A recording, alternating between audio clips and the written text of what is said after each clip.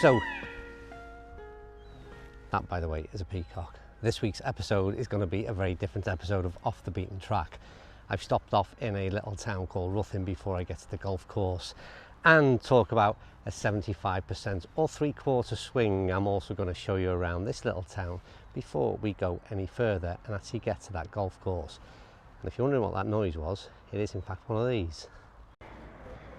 Now in the main, everything focuses around this kind of square, and down the bottom there's a big park and lake and plenty of other things to see, but it's a stunning little Welsh town. It's not too far away from the golf course we're going to this morning. Anyway, first up, coffee.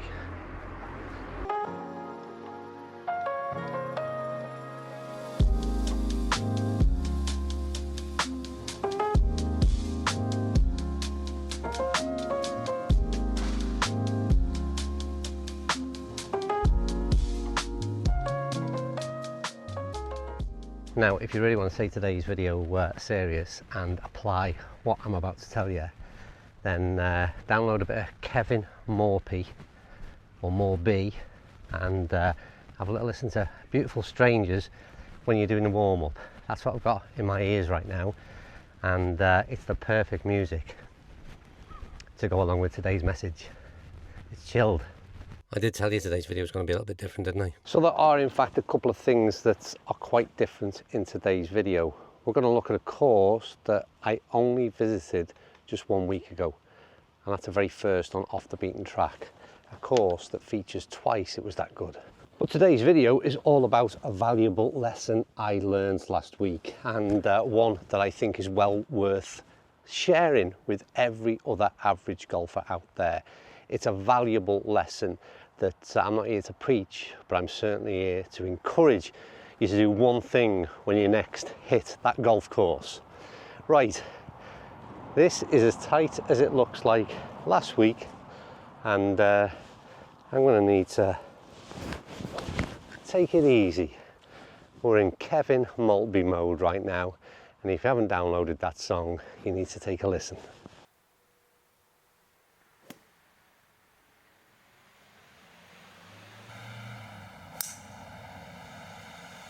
And there it is, first shot of the day, nice and smooth, nice and easy, tempo incredible. Just a little bit right, but great tempo again. That's made the fringe. So, smooth tempo, lovely control of the club head, out the middle of the club. A little bit of an issue there with the tree. And I'll explain what this video was all about very shortly. But if you didn't see Denbigh last week, and why I've come back, take a look at this drone footage and it'll explain a little more.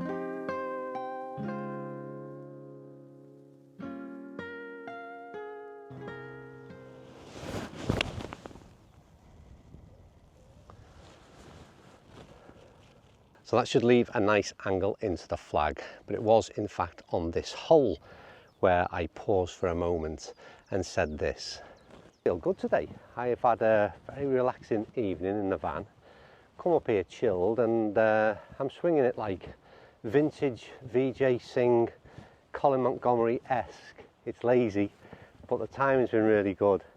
And I've got a smile on my face. And that reference to VJ Singh taught me a valuable lesson, and everything changed following that shot.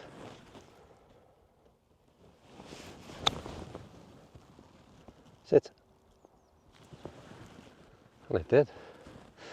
You see, the thing is, my whole tempo changed, the control of my club head changed, and I dialed everything down. Even the way I spoke on camera became a little bit more chilled. The whole pace of everything, heart rate included, just dropped. And I managed to play some really good shots from then on in. So what changed? What is that Vijay Singh tempo that I'm referring to, and why is it important to get tempo, control of club head? Why is it important to get those things right? Well, let me tell you. And whilst it's not going to hold every putt for you, even my tempo and my putting become less erratic. So before we go any further, let's consider what a 3/4 swing looks like. Well, it equates to 75% of your power. There you go, there's some decent maths for you. I knew that O-level would come in handy at some point. What it probably looks like is a full swing slowed down a tad. So I think it's more like 75% power rather than a 3/4 swing. So just take a look at me trying to slow down a bit. And what you can see is that there's no jerky movements. I try and keep the club head on plane. I focus on control. I focus on trying to hit a fairway or trying to hit a green rather than trying to knock the socks off this thing. And straight away, I seen dividends. That control is important for one reason and one reason only. You start to find the center of the club head more often. And despite what every manufacturer tries to tell us, still the most valuable piece of real estate in a golf club is right out the center. That's where you're going to achieve optimum performance. And if you find it that more frequently, the likelihood is you'll start to see better results. Well, in all honesty, it's more difficult than you might think, because no matter what our head is saying, we are still effectively, when we stand over this ball, wanting to hit it as hard as we possibly can. Do you know what? That was delightful. Can anyone see the tempo change? Or am I the only one? You see, the problem is panic sets in. We stand over that first tee, first ball of the day, and we think, my God, we've got a 460cc head driver in hand. We're going to have to smash the living daylights out of this thing, because we just don't want to embarrass ourselves on the first tee. We can't afford to slow things down just in case it all goes wrong. And straight away, we're off to that inevitable bad start. We've hiked one right, we've pulled one left, or we've missed the ball completely, or duffed it along the fairway at best. So having faith in your swing is difficult, and having faith in a 75% swing is really difficult, in my opinion, and a lot harder than it may seem. So what does that actually mean in reality? What does it look like, and why is it important? Let's go to the tee box first of all, and let me explain what my mentality is from this shot. Oh my God.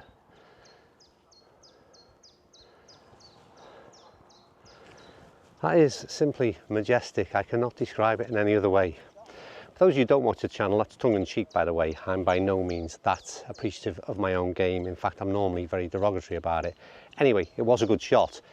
And the thing that I have done there, first of all, is what it might mean is that you're not hitting driver every time off the tee. And that's something I know a lot of people struggle with.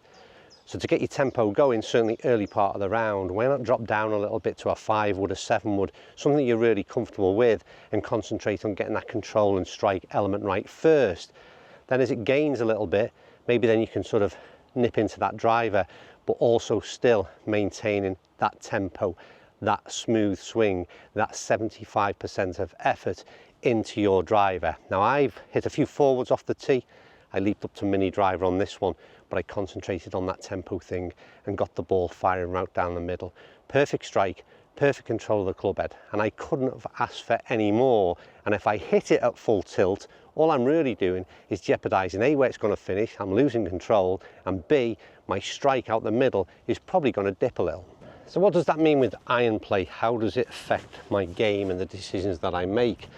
Well, first of all, it probably means that with irons, you're going to have to go up a club. Don't forget, we're swinging at 75%, or at least somewhere near it. So we're going to have to choose at least a club down. So for here, for me, I've gone, like I said, one club lower, or higher rather, than I would normally, and the concentration is still exactly the same.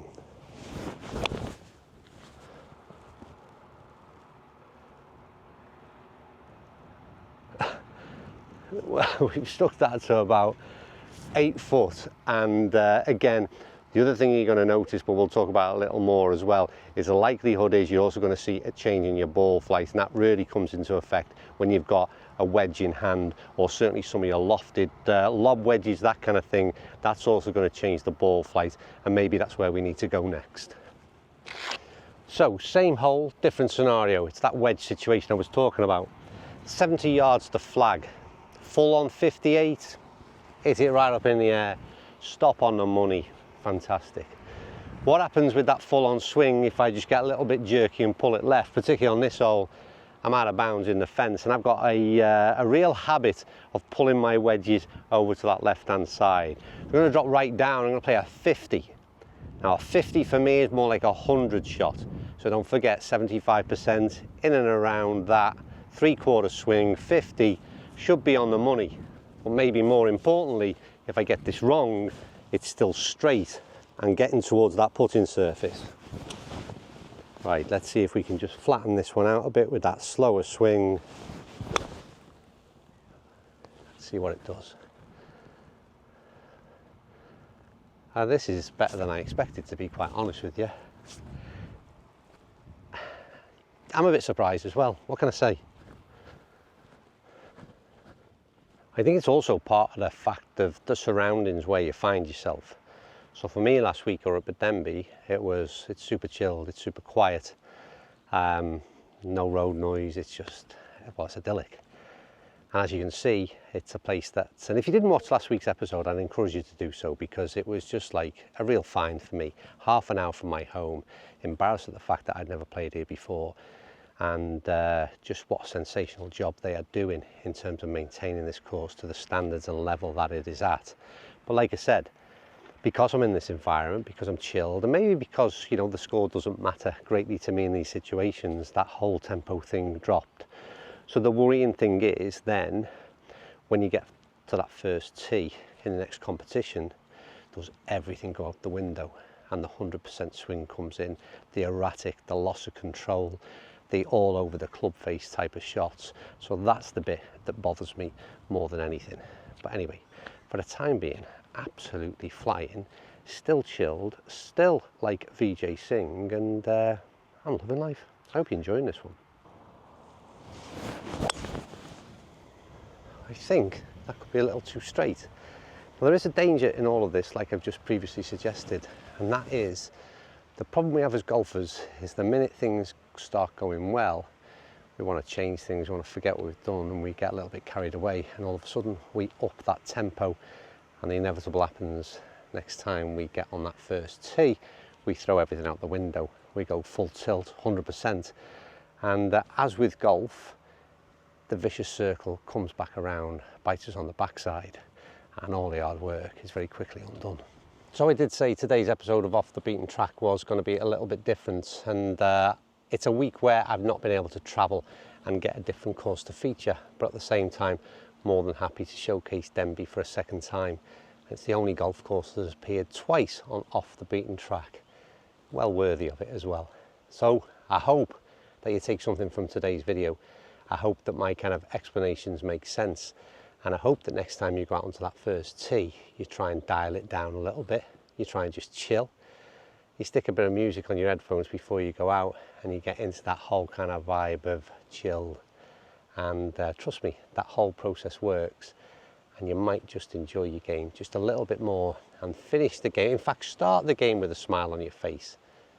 Be positive, slow down, and well, if all else fails, just smell the roses. Right, thanks for watching. Oh my word,